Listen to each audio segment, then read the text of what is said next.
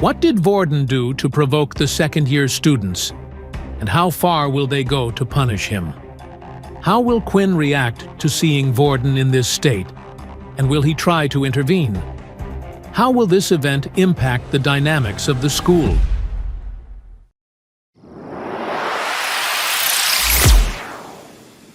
At that moment, Momo pulled a piece of string, pulling back the curtains, revealing what was behind them.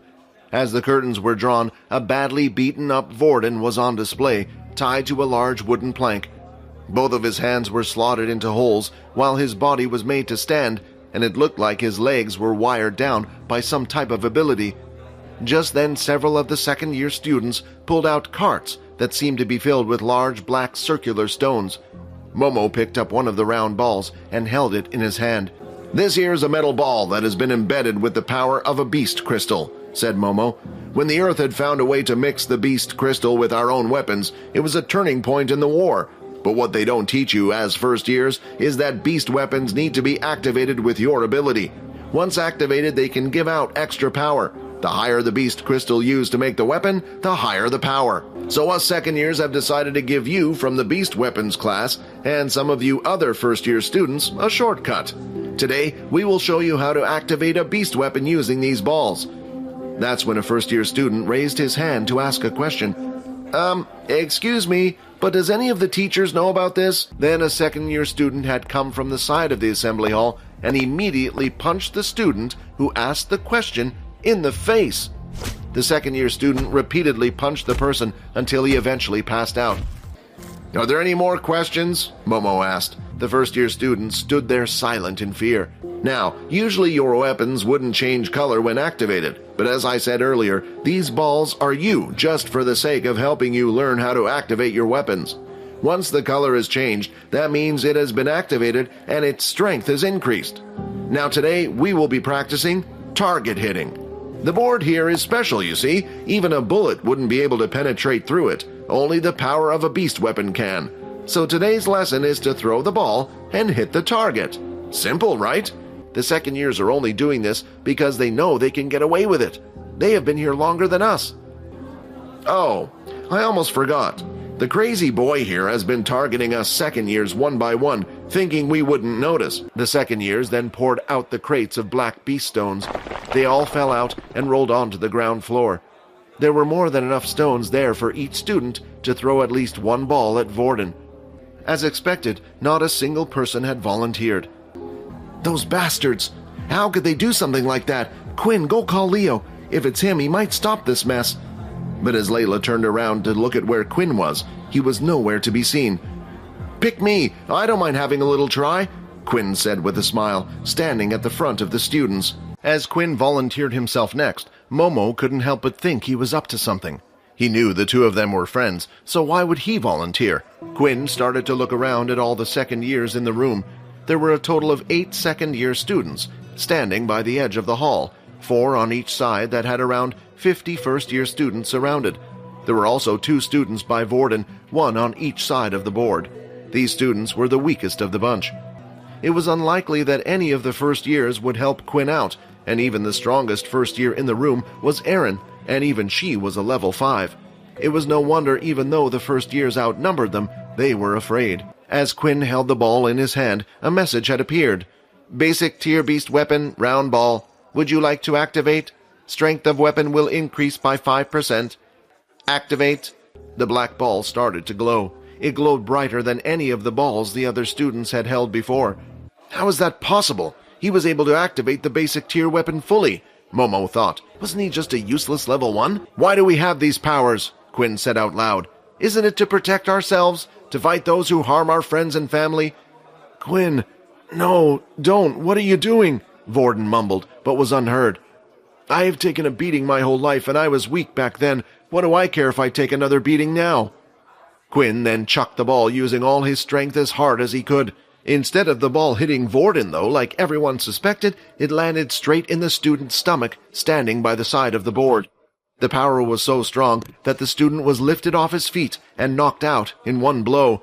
50 EXP gained, 175 of 400 EXP. "What the hell are you guys doing standing there? Get him!" Momo shouted.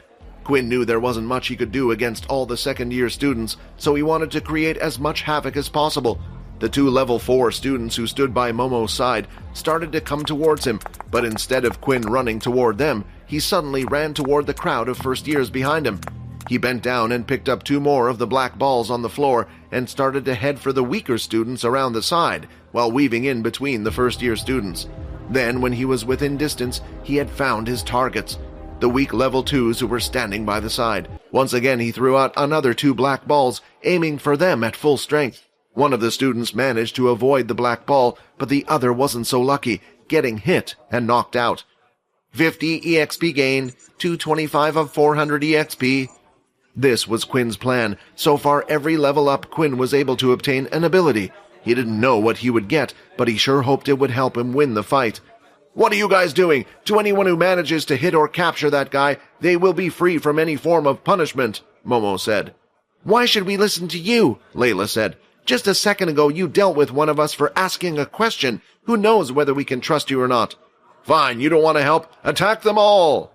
Just then, the 2 level 4 students who were chasing after Quinn no longer cared about injuring the first years.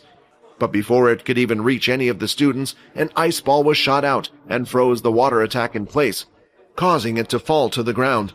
"I wasn't going to get involved, but you guys attacked me first," Erin said. "Ha! Even if you're a level higher than us, do you really think you can take on 2 level 4s?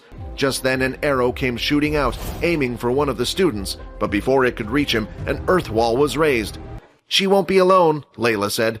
With Layla and Erin distracting the other high levels in the room, Quinn felt like this was his chance to deal with the rest of the level 2s. Out from the side, a long, thin object came lashing out at him. It was too fast for Quinn to react, causing him to be hit across his body. Not only did the attack pierce his chest, but it also sent him tumbling to the ground. 13 of 20 HP.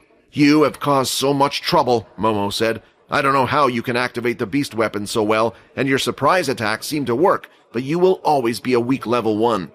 Before Quinn could even get up, he was already surrounded by the other 6 second-year students. Vorden, watching the whole thing from the board, felt useless. "I have to help him. He's only getting hurt because of me. This is all my fault," Vorden said. "If you want to help him, then let me take over," a voice said in Vorden's head. Inside the assembly hall, there was one boy who was unsure of what to do, and that was Peter. He had been there the whole time from the very beginning, but chose to hide in the crowd so he wouldn't get picked. When he saw Quinn come to the stage to try to help Vorden, he felt even more guilty. Why? Because the whole reason Vorden was tied up on the slab in the first place was because of him. The other day when the second years came to see Peter, they had come with a proposal. Help them get Vorden to come to the assembly hall, and he would be protected by the second year. Of course, Peter felt like he had no choice. If he refused the second years there and then, they would have tortured him until he agreed anyway. So what was the use of fighting back if the end result was the same? Meanwhile, at the center of the assembly hall, Erin and Layla were busy confronting the 2 level 4 students. "Hey, do you mind if we switch?" One of the second-year students said. "My water abilities are weak against her." "I see you want a level 2 user, huh?" the other student replied. "Oh well, just finish her off quickly." With that, the 2 second-years charged in for the attack. The water ability user went after Layla, while the earth user went after Erin. As the earth user got closer, he stomped the ground, and a spiked earth mound followed, heading right for Erin. However, he didn't have much time to think. With her other hand, Erin had formed an ice spear and threw it towards her opponent. Suddenly, he felt his legs start to feel cold. When he looked down, he noticed they were starting to freeze. "For a second-year level 4 earth user, you are incredibly weak." Before the boy could react, Erin had whacked him in the back of the head with the hilt of her sword. "How did she win so easily?" the first-year students watching said. Although Erin had finished her match quickly, the same couldn't be said for Layla. The second-year student threw out his fist, and a ball of water came out towards her. It hit her dead in the stomach and sent her flying back towards the front of the hall near Vorden. "Hey you, free me, I can deal with him." "What?" Layla said as she looked up, noticing that it was Vorden who was speaking to her. "Come on, hurry, we don't have much time. Touch my leg." She still had an odd feeling in her gut, telling her Vorden was a bad person, but right now it was the only person she could rely on. She crawled over to Vorden's side and touched his leg as he had asked. Then the shackles tied around Vorden's arms and legs started shaking. Vorden was using Layla's telekinesis ability, but it was weak. It wasn't strong enough to break from the shackles. Layla then lifted her hand, and with the two of them working together, the shackles were finally removed, and Vorden was free. Finally, I get to come out. It's been a long time. As the water user continued to run forward now that Vorden was free, he was more cautious. The last time they had fought with him in the assembly hall, they remembered Vorden having earth powers. At the time, the last person he had touched was Peter. Vorden then started to laugh hysterically and charged towards the water user. It was an unexpected move. The water user panicked and threw out 2 lines of water blades. These were just as sharp as an attack from a regular blade, but could be thrown out. As the blades came towards him, at the last second Vorden managed to twist his body in an odd way, avoiding both of the blades. He then lifted one of the black balls from the ground, using his telekinesis, and threw it out. However, the attack was easy for the water user to block, forming a water wall stopping the ball, but then, crack! Something was felt on the back of his leg, and at the same time a crunching sound was heard. The boy immediately fell to one knee. As he looked at Vorden in front of him, he could only see Vorden with his hands held out. Then another striking pain was felt through his body, this time on his other ankle. Without realizing it, Vorden had attacked him from behind, pulling the other black balls towards him. The water user was too focused on the attack in front. He never thought about an attack from behind. Also, it had come as a surprise to him that Vorden was not an earth user as he thought. Vorden then lifted up 2 more black balls and swung his hands down.